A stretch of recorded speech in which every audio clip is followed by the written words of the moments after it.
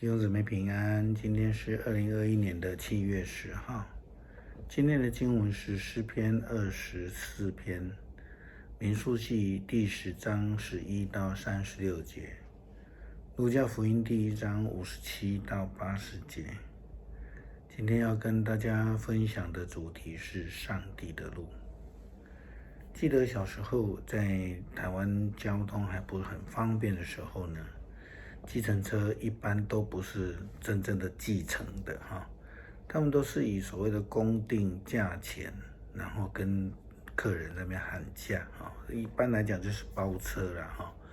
那用现在的话语来说，就是叫做白牌司机啦它不是正式的计程车。那小时候看到的很多都是那种黑色的3000cc 大型的轿车专门跑省道这个我们在当兵的时候呢，也有机会从这个火车站到营区，就有那种计程车，专门的就是给人家包车或是按说叫客的那个时候是非常盛行的那这种车通常它为了它价钱是已经一定了嘛所以它就会跑直线，而且会跑得很快越省时间越省路程，对他来说就赚比较多了所以后来在渐渐的发展，都会区开始实施这种计程车挂表计费，那就以距离来算价位。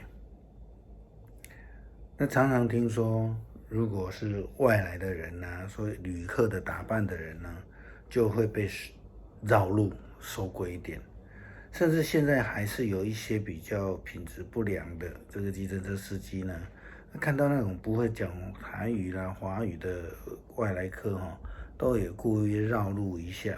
为什么？因为绕了路，他走更多的路途，他就赚更多，收更多的钱了但是绕路，除非有必要，一般来讲我们都不会这样做的除非呢，就像我们刚说的，它有特别的因素，或是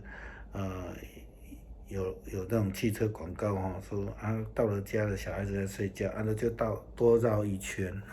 想要给小孩子多睡一下。事实上，我真的有朋友是这样子他们的孩子呢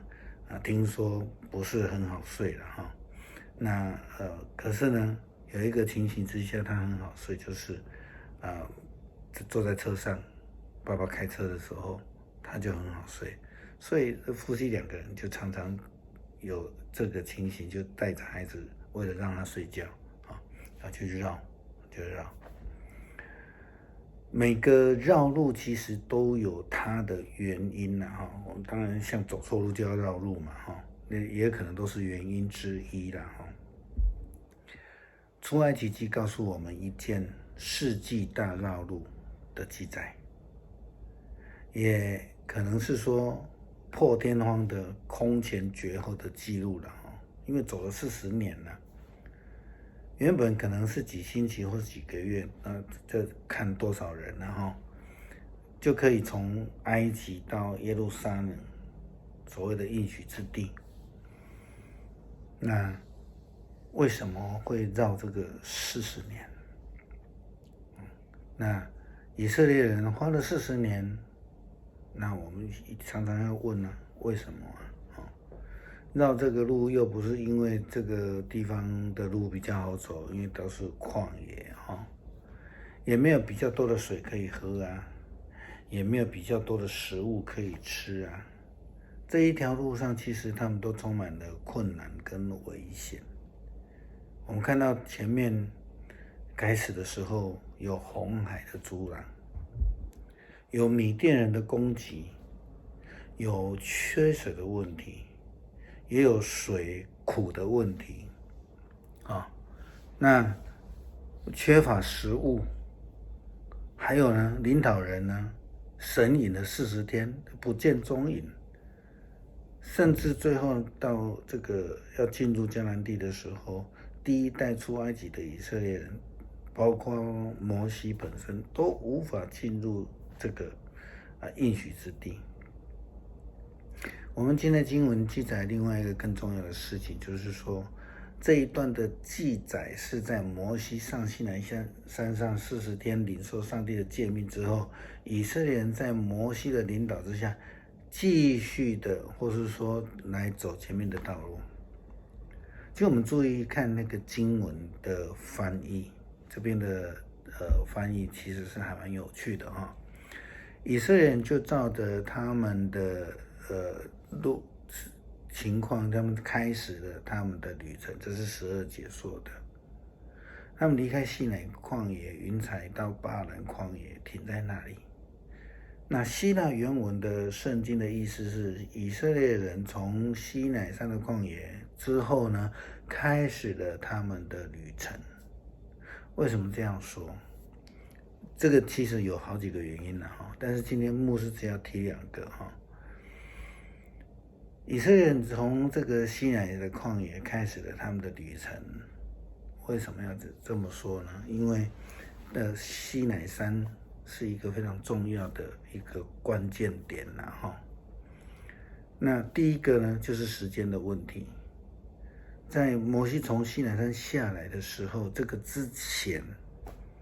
这整整1年，他们从埃及走到这个地方来。后面还有39年的时间，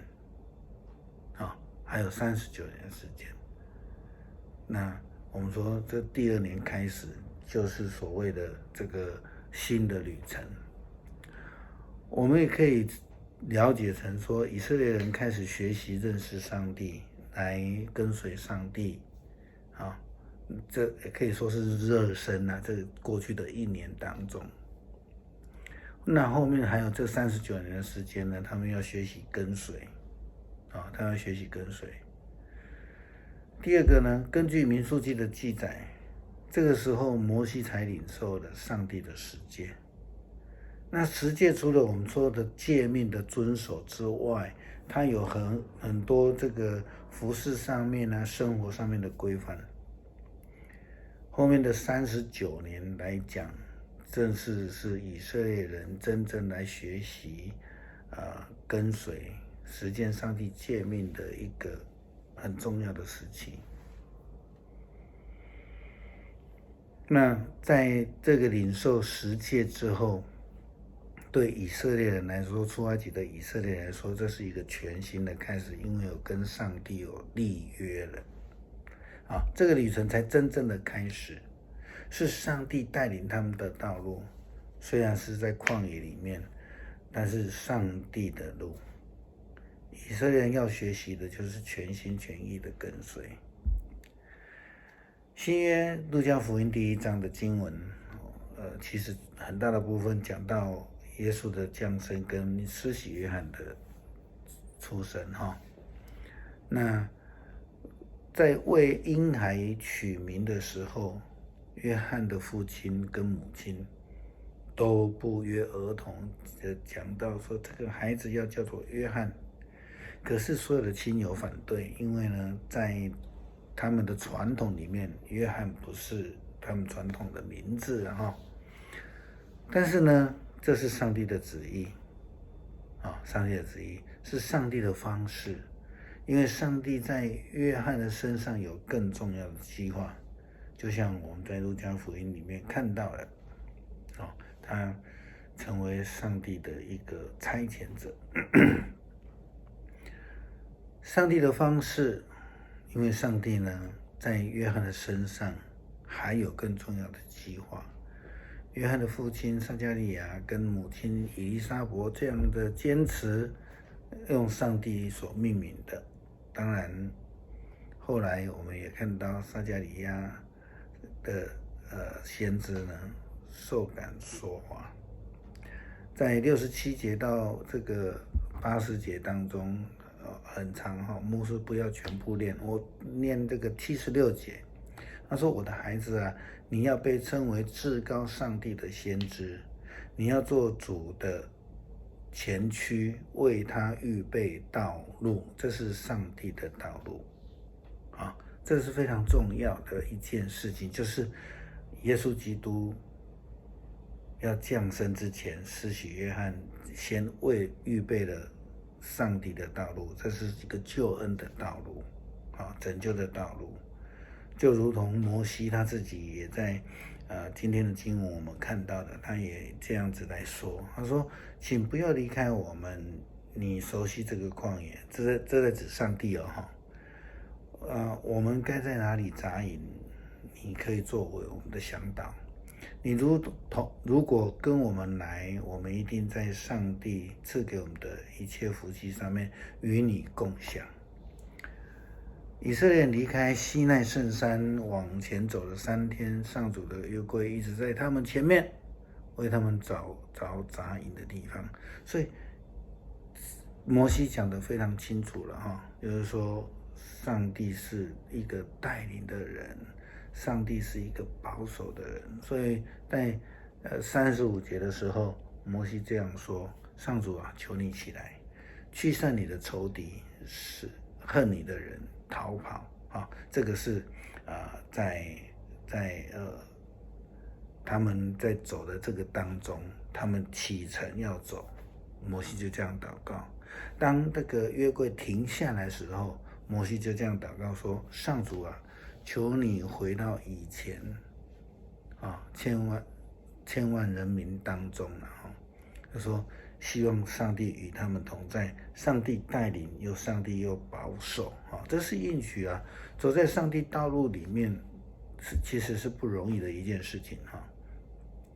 但是一旦我们知道应该怎么样的跟随，那开始走在这个路上的时候，我们就很容易明白上帝的应许。在这个当中，他会为我们来负责任。为什么这么说？我们看看这个经文的记载真的是上帝为我们负责。你看，以色列人过红海，上帝来帮忙；